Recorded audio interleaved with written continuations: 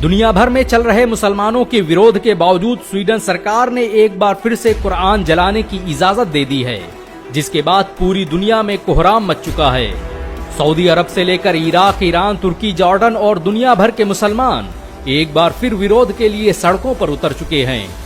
गौरतलब हो कि इससे पहले बकराईद के दिन स्वीडन में सलवान मोमिका नाम के एक नास्तिक व्यक्ति ने स्टॉकहोम सेंट्रल मस्जिद के ठीक सामने कुरान को जलाने का घिनौना काम किया, जिसके बाद पूरी दुनिया के मुसलमान सड़कों पर उतर आए थे।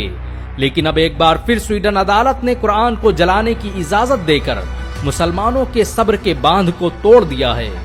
इससे पहले स्वीडन में कुरान को जलाए जाने को लेकर मुसलमानों ने इस घटना का बड़े पैमाने पर विरोध किया था। मुसलमान इसके विरोध में स्वीडन की सड़कों पर उतर आए थे, जिसके बाद इस आंदोलन की आग पूरी दुनिया में फैल गई थी। पाकिस्तान से लेकर तुर्की, जॉर्डन, मिस्र, सऊदी अरब, इंडोनेशिया, मलेशिया और हर जगह पर मुसलमानों ने इसके खिलाफ आंदोलन शुरू कर दिए थे और आनन फानन 57 देशों के संगठन OIC को सऊदी अरब में आपातकालीन बैठक बुलानी पड़ी थी। लेकिन इसके बावजूद आज फिर स्वीडन की अदालत ने कुरान को जलाने की इजाजत देकर सभी इस्लामी देशों की गैरत को ललकार दिया है। स्वीडन में दोबारा कुरान जलाए जाने की अनुमति के बाद इराकी सरकार ने स्वीडन से अपने तमाम अफसरों को वापस बुला लिया है और इराक में काम करने वाली टेलीकॉम कंपनी एरिक्सन के परमिशन को रद्द कर दिया गया है, जिसके बाद माना जा रहा है कि दुनिया भर के मुसलमान एक बार फिर स्वीडन के खिलाफ एकजुट होने वाले हैं। दोबारा कुरान को जलाए जाने की इजाजत के बाद कई देशों में लोगों ने स्वीडन दूतावास पर हमले शुरू कर दिए।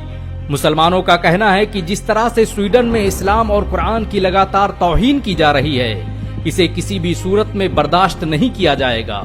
अब स्वीडन से आर पार की जंग का समय आ चुका है। इस घटना के बाद मुस्लिम देशों ने एक्शन लेना शुरू कर दिया है। कतर ने स्वीडन के एम्बेसडर को तलब करते हुए कहा कि स्वीडन अपने देश में कुरान को जलाने जैसी घटनाओं पर पाबंदी लगाए, वरना इसके बड़े ही खतरनाक नतीजे भुगतने होंगे। सऊदी अरब ने भी रियाद में स्वीडन के एम्बेसडर को बुलाकर लिखित में विरोध दर्ज करवाया और कार्रवाई करने की बात कही। लेबनान के लीडर हसन नूरुल्लाह ने तो यहाँ तक कह दिया कि दुनिया देख रही है कि कुरान को कैसे जलाया जा रहा है और दुनिया ये भी देखेगी कि हम अपने खून से कैसे कुरान की हिफाजत करते हैं। तुर्की के राष्ट्रपति रजब तैयब एर्दोगान ने भी साफ कर दिया है कि इस्लाम के खिलाफ इस तरह की मानसिकता रखने वालों की सजा मौत है। एर्दोगान सरकार ने बयान जारी करते हुए कहा कि ये हमारी मुकद्दस किताब कुरान पर घृणित हमला है और स्वीडन को इसका जवाब देना पड़ेगा। एर्दोगान इससे पहले भी ऐसी घटनाओं से निपटने के लिए सभी मुस्लिम देशों की एक संयुक्त फौज बनाने की बात कर चुके हैं, ताकि ऐसे लोगों का आसानी से मुकाबला किया जा सके। दरअसल यूरोप और पश्चिमी देश इस्लाम के प्रचार प्रसार से भयभीत नजर आ रहे हैं। अमेरिका से लेकर रूस, जापान, जर्मनी, इंडोनेशिया, स्वीडन में हर साल लाखों लोग कुरान से प्रभावित होकर इस्लाम कबूल कर लेते हैं और ये बात मुस्लिम विरोधियों को खटकने लगी है। यही वजह है कि वो मुसलमानों को नीचा दिखाने के लिए कुरान और पैगंबर हजरत मोहम्मद सल्लल्लाहु अलैहि वसल्लम की तौहीन करने की कोशिश करते हैं।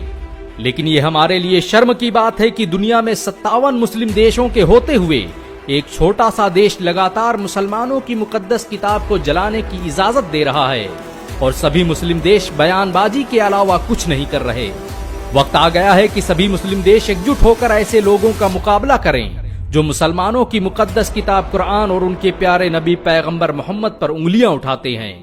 वैसे क्या मुस्लिम देशों को स्वीडन के खिलाफ एकजुट होकर काम करना चाहिए? नीचे कमेंट में जरूर बताएं। वीडियो को शेयर करें और ऐसी और वीडियो को देखने के लिए हमारे चैनल को सब्सक्राइब करें, घंटा जरूर दबाएं।